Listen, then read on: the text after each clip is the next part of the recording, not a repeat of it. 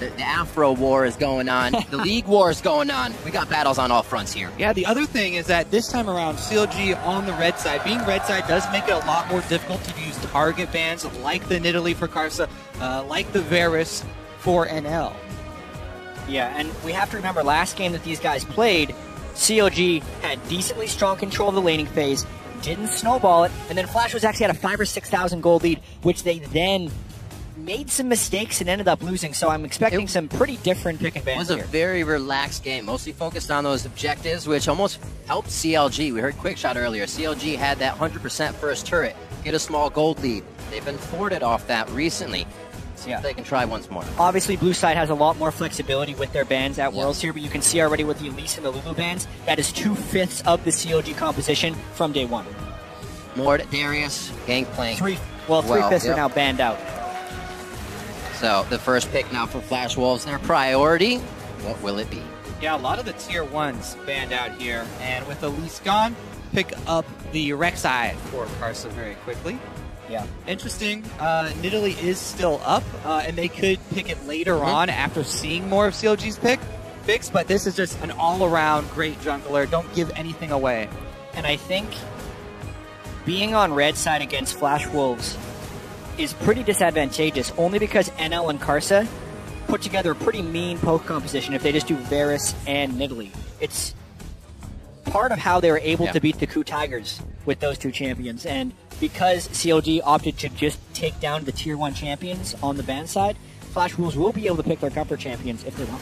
Yeah, I mean, red side does get, final counter pick there, but they only get one lane to counter pick. You can't counter pick, both solo lanes, or the solo lane and the support. Blue side will be able to see one of those early. Again, that Echo picked in. A lot of Gragas played by Xmithy towards the end of the season, even Lee Sin, but now back to the Echo for him. 2 games in a row. Alistar picked up here for Aframu. A little bit engaged for them. Yeah, this is what we see when there's a lot of tier 1 champions banned by both blue side and red side. Neither team trying to give away too much in the very early stages of the draft. CLG, though, they did lock in some good team fighting here. Echo, still, even after the nerfs, does bring a lot of AoE CC to the team fights later. And, of course, Aframu Classic Alistar here brings a lot of late game zoning. That makes me think that CLG are going to look for a carry champion for Zion in the top lane and look for another damage source there.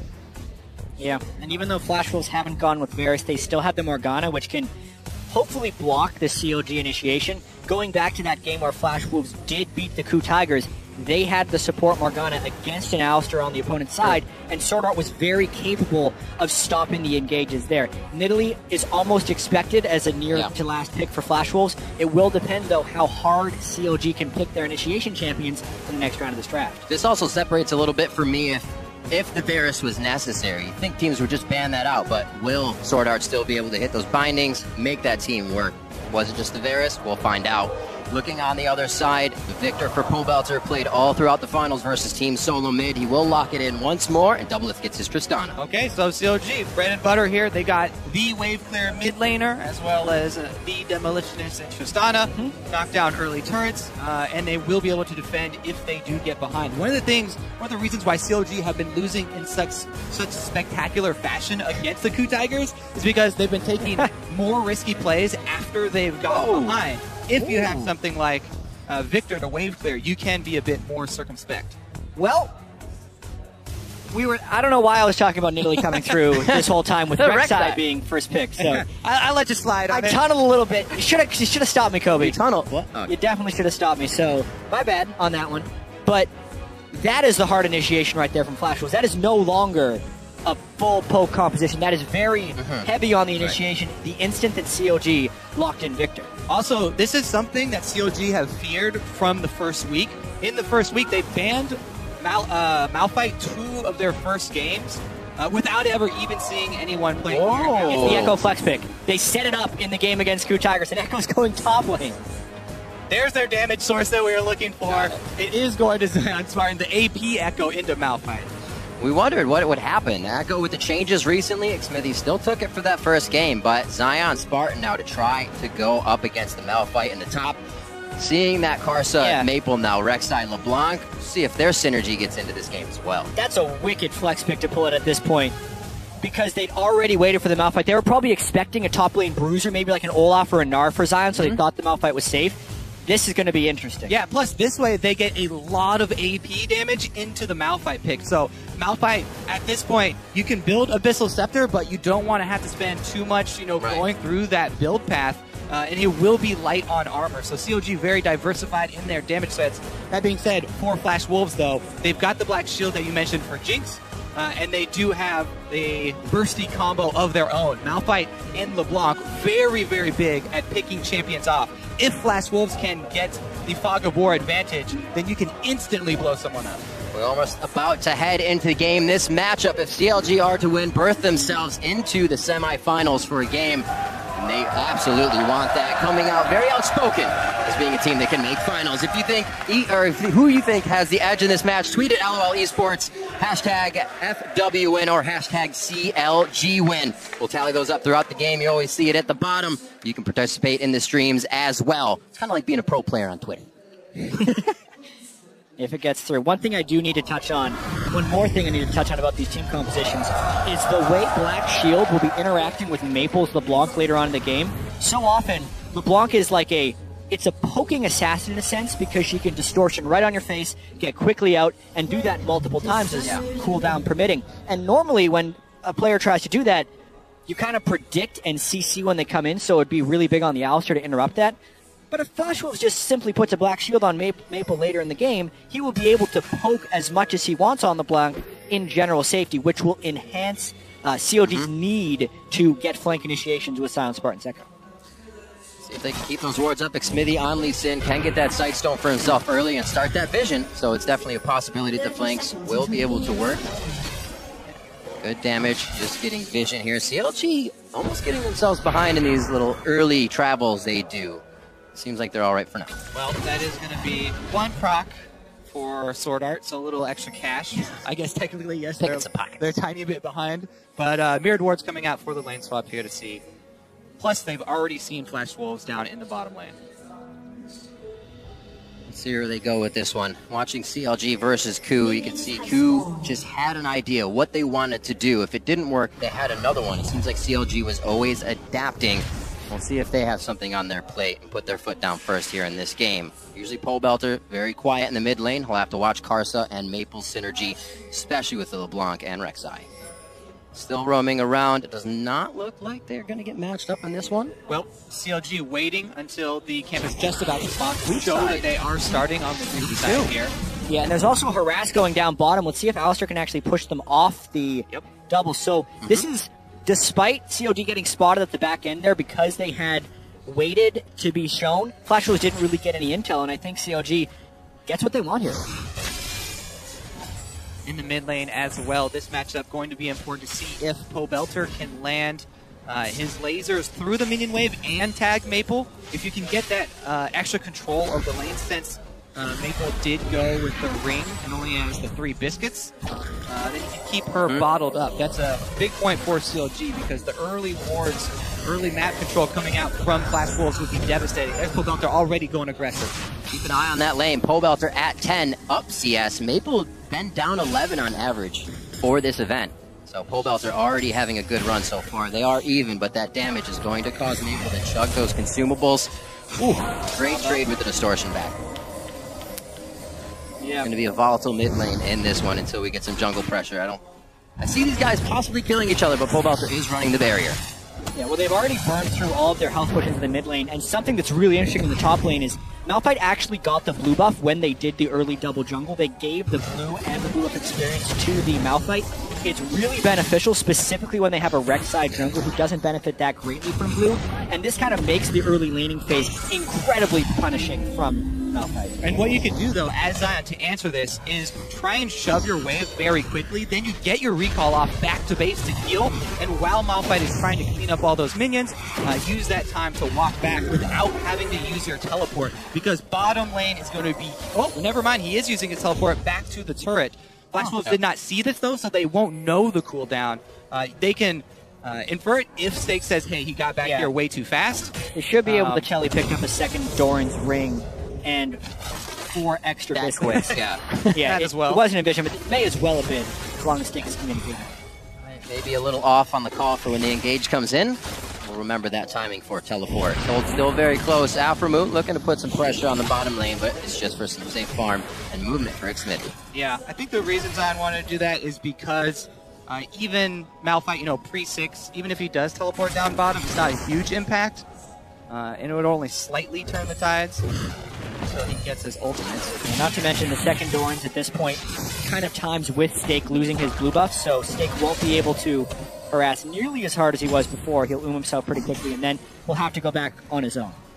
It's a really big point to touch on, though, especially as we get to the mid stages of the game. We talk a lot about the objectives and, you know, taking turrets or dragon after team fights, but the smaller objectives of vision control, something that Origin has done really well.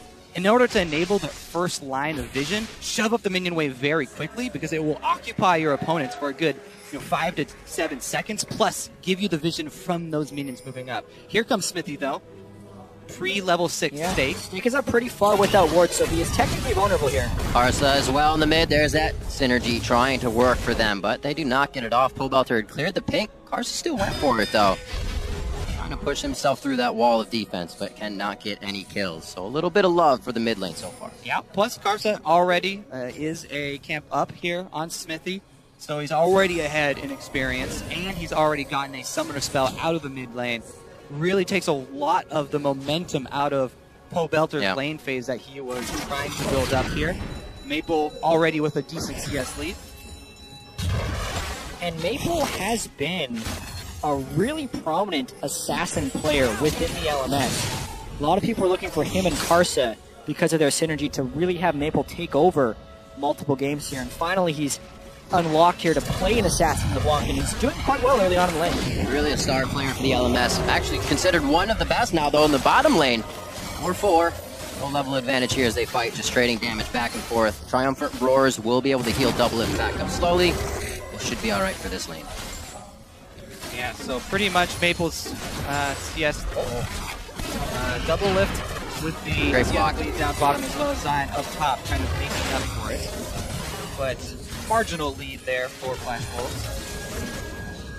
Definitely not working, as I said before. Pobelter not getting the CS lead, possibly within the next 4 minutes. Karsa on the wing. Teleport's still off cooldown here for Zion, and Stake is level 6. So look for the level 6 Malphite teleport down bottom if COG get too aggressive.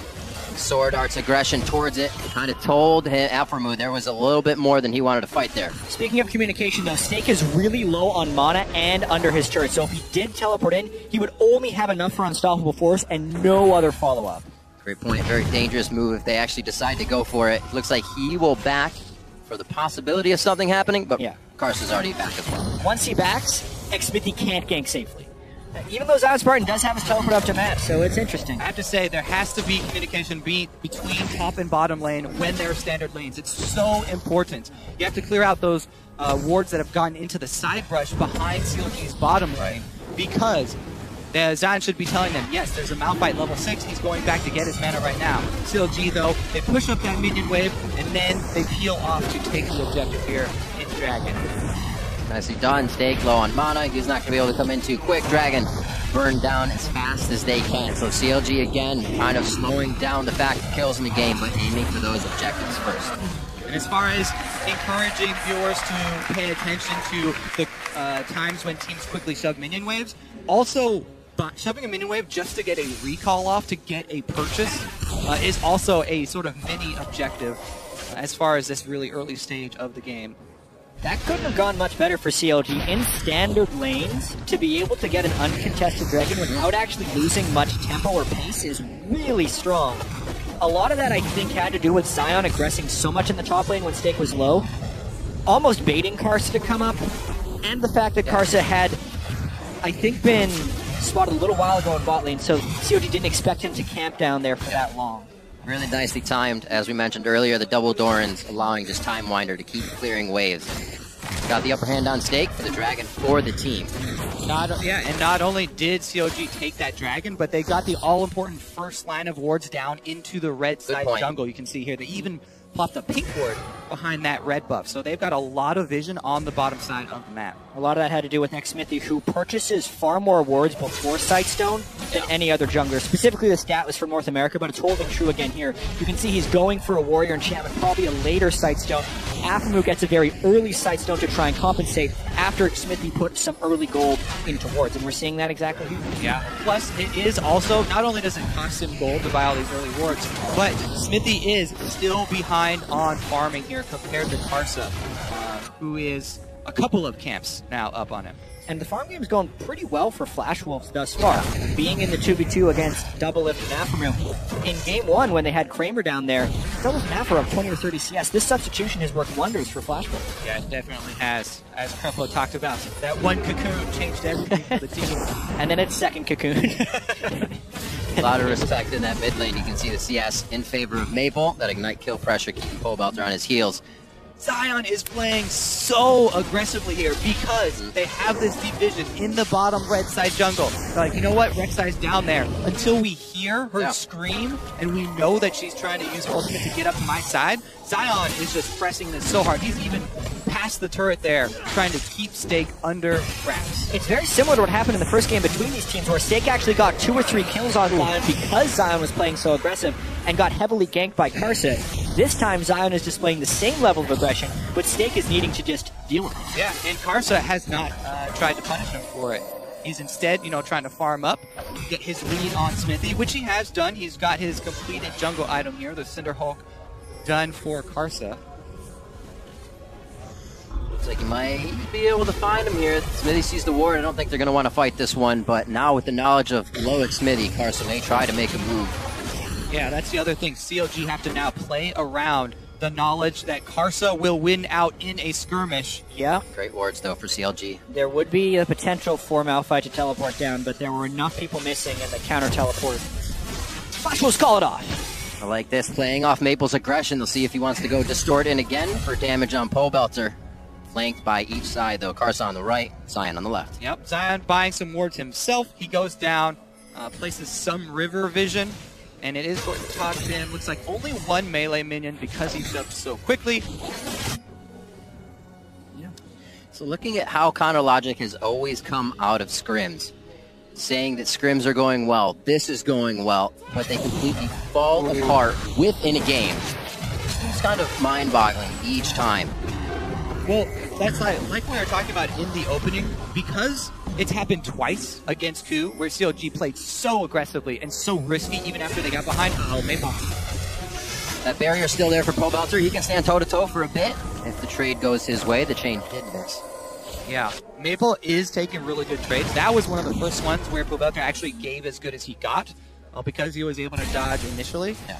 But going back to the team as a whole, I'm pretty sure that the management talked to them after those 2 sort of snowball games against Ku, told them to be a little bit more cautious. Yeah. We're seeing it play out here.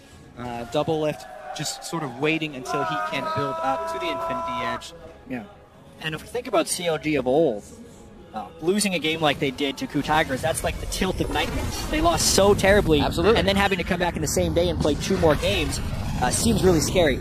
A lot of this will just have to do with how much mental strength COG has been able to build up during the regular season to match up against Flash Wolves, who are playing very methodically and slow as they usually do. Yeah, we have to be very careful. Smithy's got to be very careful here, picking a fight with Karsa. Still has the level advantage over him.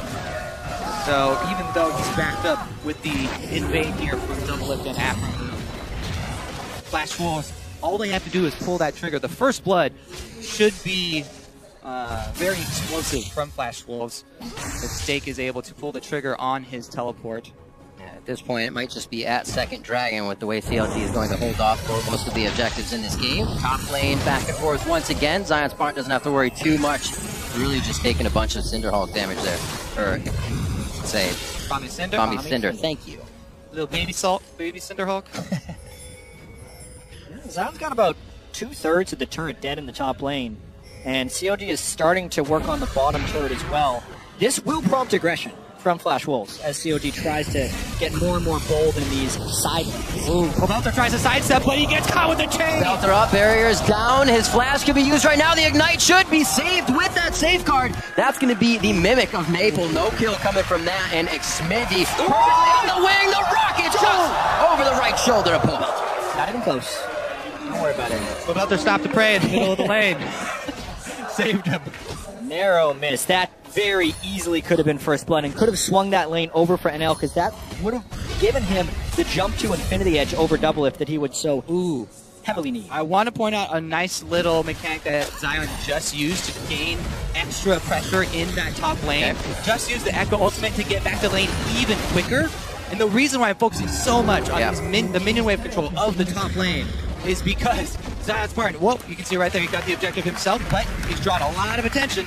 Yeah, now he's got no ultimate to try and save himself if he were to be dope, but he has positioned himself to get out with that ward. This is the Zion that CLG thought they were going to see from the very beginning of group stages.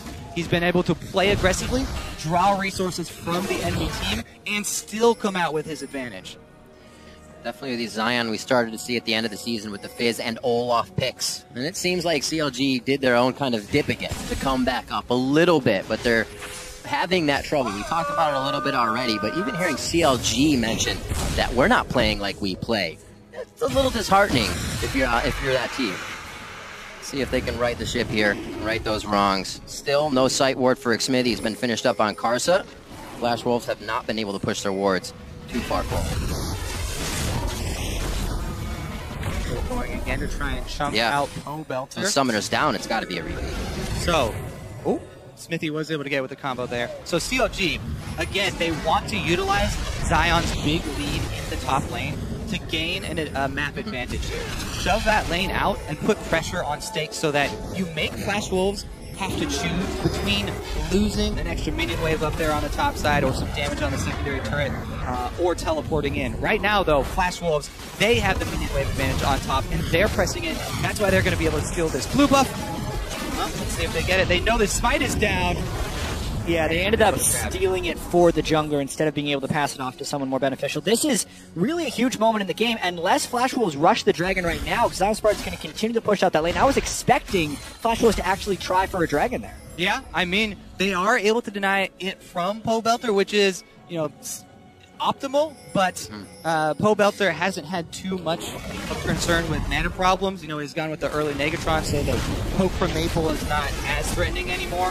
Bottom lane, though, Afro trying to save this turret, and he's 1 versus 3. He's in a tough spot right now. It's going to be another teleport coming in. That should be stopped on the Rek'Sai tunnel. Zion Spartan also joins the party. It looks like he actually wants a bit of a fight. Phase Dive is used back to a minion after execution. CLG have to transfer over to Dragon now, or else they committed that teleport for nothing. Stake canceled his, so they know this is 4 versus 5, and CLG are going to lose a lot of damage on the top turret. See if the Malphite slaps actually do enough before Zion can get back up there. It depends. If one rock is denser than the other, it'll work well. Yeah, some of these teams so quick to match teleports because they don't want to be outnumbered. The Flash Wolves would have had an amazing power play there if Stake would have just held off, since Afro had burned his ultimate and Zion would have been down a teleport. Either way, they might get 2 turrets out of this Dragon Trade.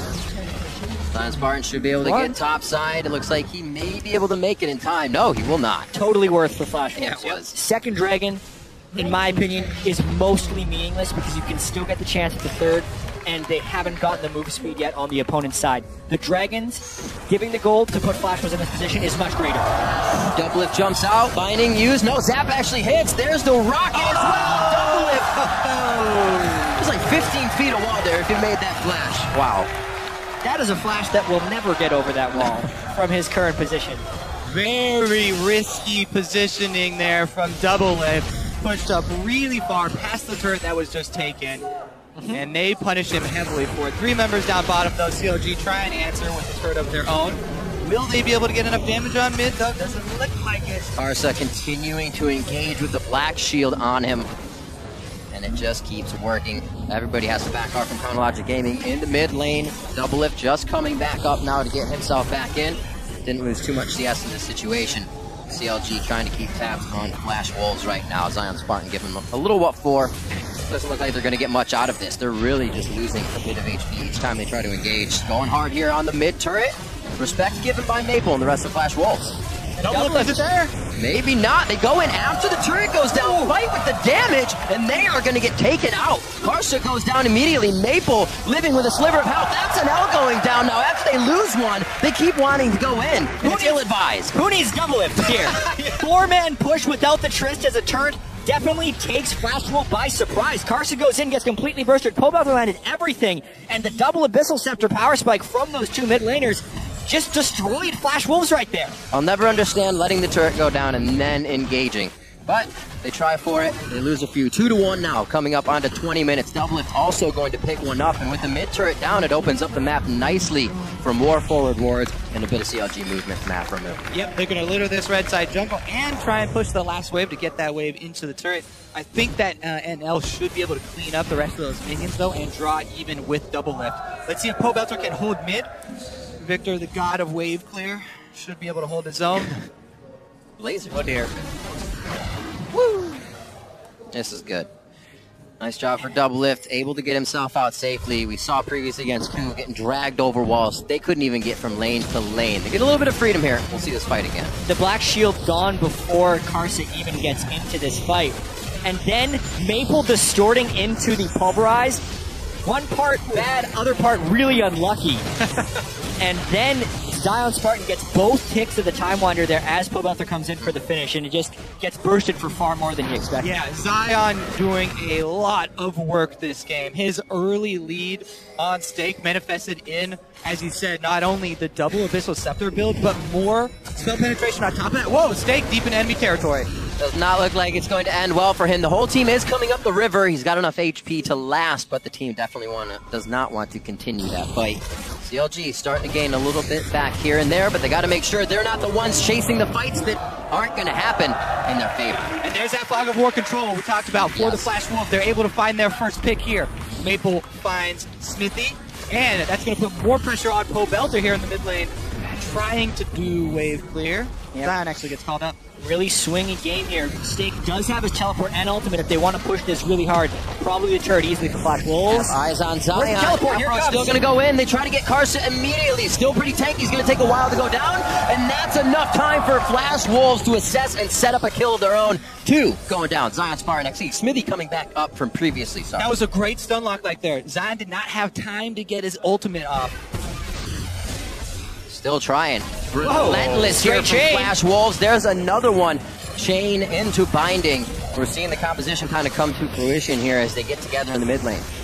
And it is seeing how Flash Wolves wants to poke back and forth, but they have to be very wary of Afromu's initiation. He's not directly going on to Maple, but when Maple goes into poke, Afromu's very willing to go in for the initiation, and COG as a team is very willing to follow. As slow as this game begun, there's a chance we get some very bloody team fights. I haven't seen too many LeBlancs lately, but Double is feeling that, oh, there's half my health. I might need a Vampiric Scepter sooner than later in this game if that's going to keep happening, because Maple's doing that willy-nilly on every target he can get. Pobelter, Double Lift, and we see it on Afromu.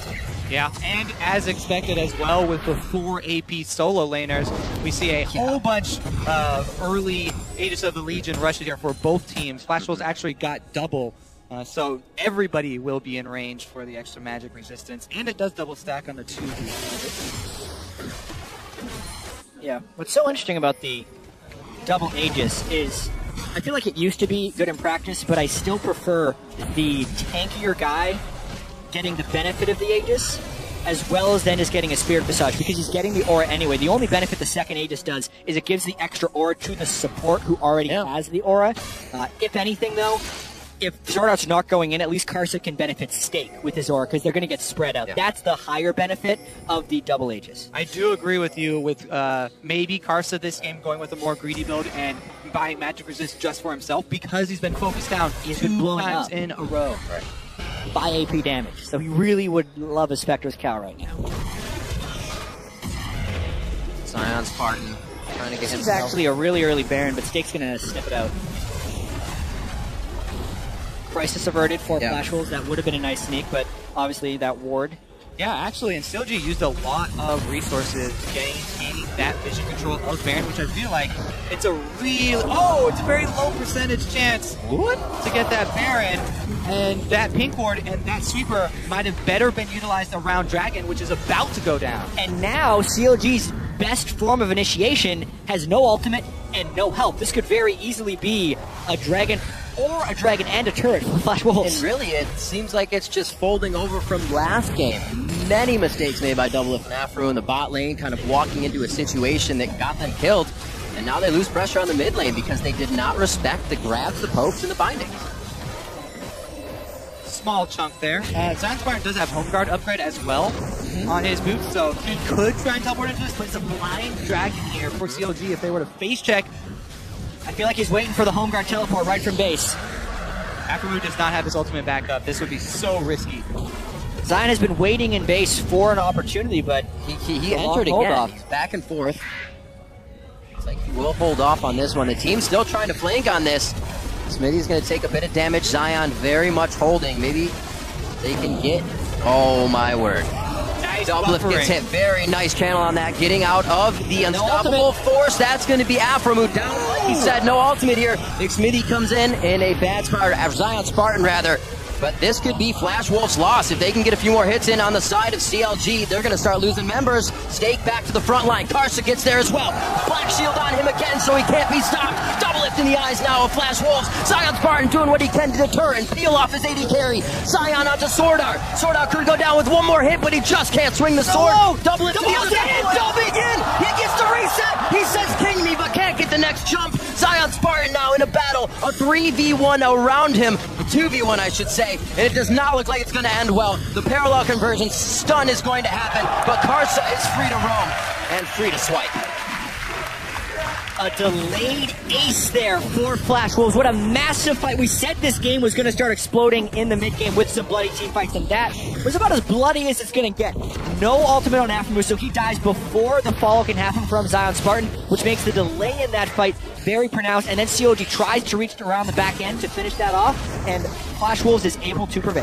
CLG actually started this off pretty well with Doublelift buffering his rocket jump right there, but again, those as shields. you said, Afromu getting chunked out earlier, he had no teleport. And those flame jumpers on top of the ward, very quick thinking there by NL. Then we get the spread out fight inside the jungle here, and CLG, it looked like Pobelter got a little bit baited in by the LeBlanc clone. Nice finding there from Sword Art, and Doublelift actually got too close to Pobelter. So both CLG carries standing next to each other hurt them a lot. Yeah. Flash Wolves, I feel like, did a nice job of target prioritization at the very start of that fight, knowing that they were free to focus Afromoon. Would have been better for CLG if they could have had Lee Sin going in at the start of that fight. And again, Afro takes a lot of damage. He wants to hold on to his ult. Oh, and have to burn it. One after the other. All for ult there, however. Doublelift almost taking that one to the mouth as they make their way down to now repair mid lane. I think both teams taking a slight breather, maybe, as they keep getting hit. Flash Wolves pushing the tempo here. Even though they're behind, they're forcing CLG into some high-pressure decisions, and CLG are starting to crumble again. CLG have to calm down and watch their plays, because that last mid-lane turret push definitely cost them. Let's see if the Baron bait pays off. But Smithy is in base, so if CLG wants to fight this, not only do they have to blind face check against a Malphite, they'd have to get the time for Smithy and fight a 4v5. That 4,000, and they're getting chunked out. This is going great for Flash Wolves. Zion Spartan gets himself away with the phase dive. They're zoned out. Be safe, but yeah, they can't do anything. CLG watches the Baron go down, and now Flash Wolves have a nice way to get themselves to this next set of turrets. Quite a bit of AP on the side of CLG. It's going to be up to Doublelift to start clearing these minion waves. This is eerily similar to day one of group stage when Flash Wolves had a 5,000 gold lead in mid game against CLG. Yep. They started with CLG winning the lane slightly. Flash Wolves had better execution in the mid game due to CLG mistakes, but this time CLG does not have the Lulu for a hyper carry, and they're going to have to find a new way to try to come back. From Mukal once again, Maple's going to take him down, right down all the way. It's another sigil, and it looks like they go in. A kick to NL. He's to the back line. Great damage coming in from McSmithy, but he goes down for his attempt. And can CLG clean this one up? Doublelift jumps forward. The red buff is on, so they binding. What a binding coming in from Sword Out. They're able to finish off Doublelift. The double kill for Stake. Sword Art has been so on point with Morgan this game, and Maple is showing people why he was such a hyped mid laner coming out of the LMS. The amount of poke they had been able to put down on Aframu has completely crippled CLG's ability to play this game. And the vision control that they're getting done. Him and Karsa to boot. They've been able to control so much of the fog of war with this pick comp. And then you land the ensuing bindings there. Very good comeback so far from Flash Wolves. Giant gold swing after that push. The amount of bindings hitting right now, definitely too high for the side of Counter Logic Gaming. Not respecting the space that Flash Wolves can play with. We'll see it once again here. Yeah, let's take a look at... So Aframu gets picked again at first, and he gets 100% because he... Oh, actually... It was such a forethought. Used his ultimate at the very end. Very early Black Shield for him as well. Smithy did get a really good kick onto NL, but it was just a little bit too late here. Double jumps forward to try and get a reset, but doesn't fully commit, can't get the range. And then he's positioning himself in between the turrets, so there's no juking that Dark Binding once he jumps into that spot. Yeah. Really just poor positioning there from Double Lift.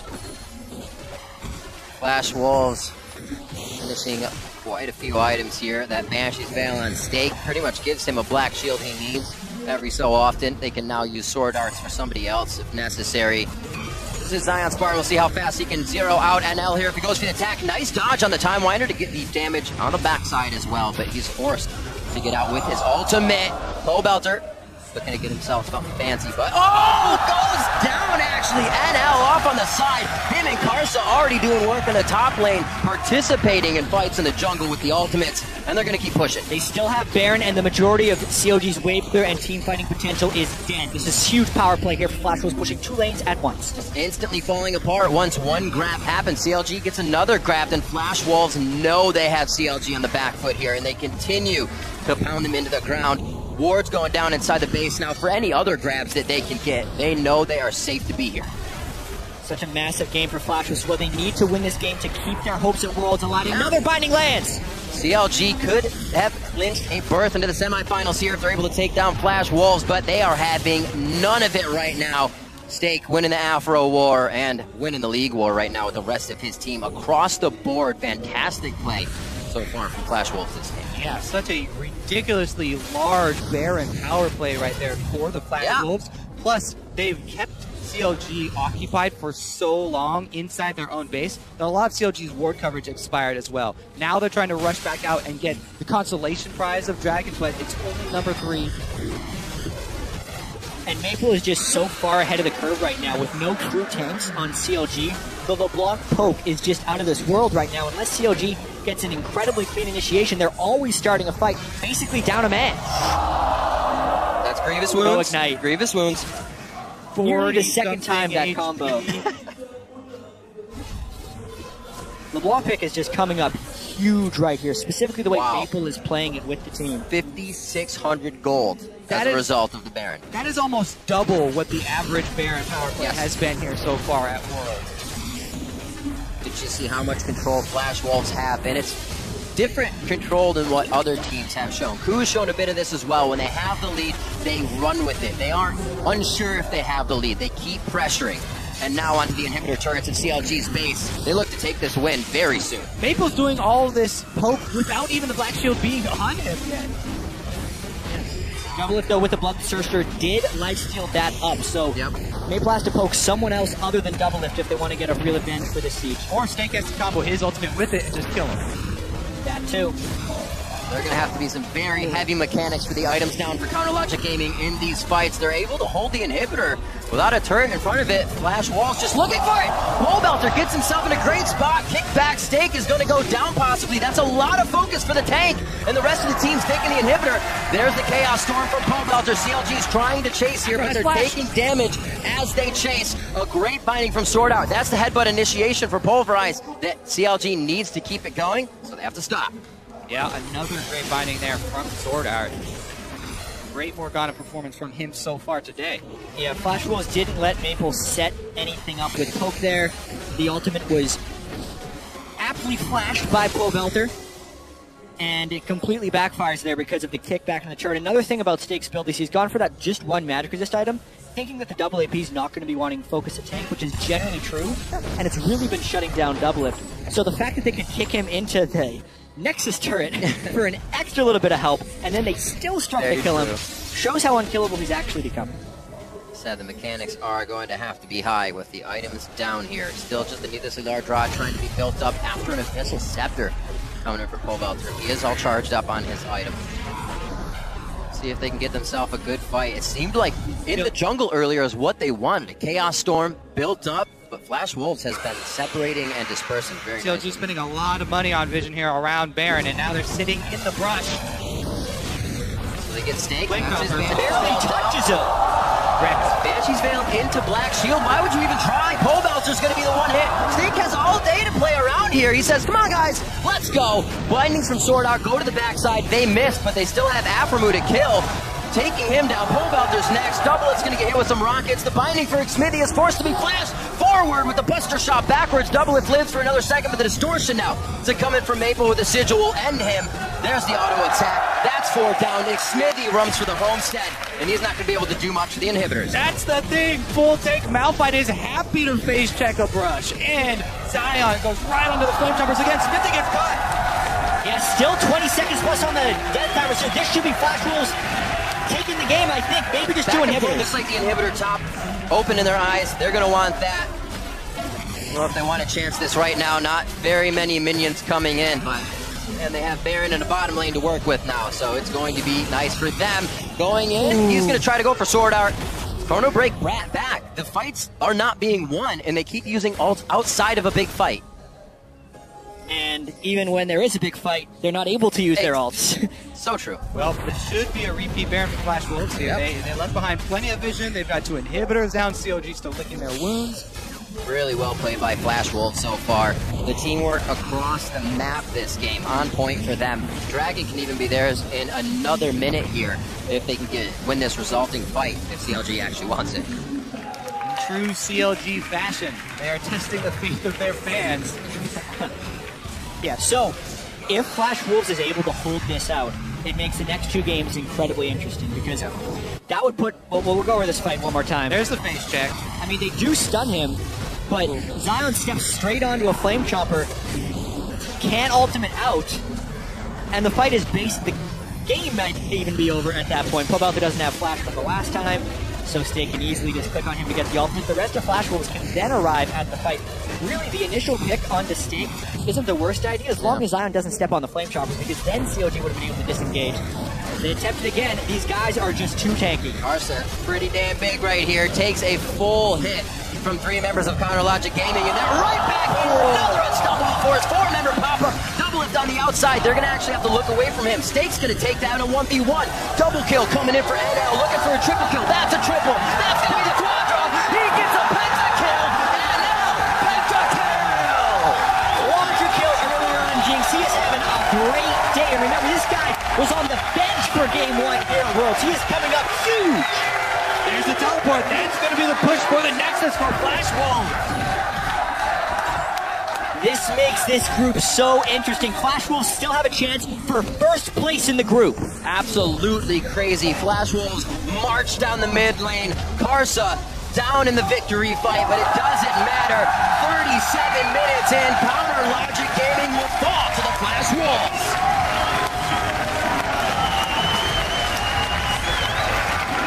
Flash Wolves come back so strong after losing to Pain last week, having an incredibly close game against the Brazilians already today, and then carrying that through to beat a fledgling, I think that's the wrong word, a struggling CLG is just massive for them. And now the question will be, can they carry on their performance against Coup? So much strength, that is true. They're now staying on stage. There'll be a break between games, but now they face off against Coup, who just watched them after Coup had 2 very strong games themselves. This Now also Noah sets Flash us will up be for that possible tiebreaker. Yep. If COG are able to win versus Pain and Flash Wolves go down to Coup, then there would be an extra game here at the end of the groups. Yeah, it creates a lot of drama here because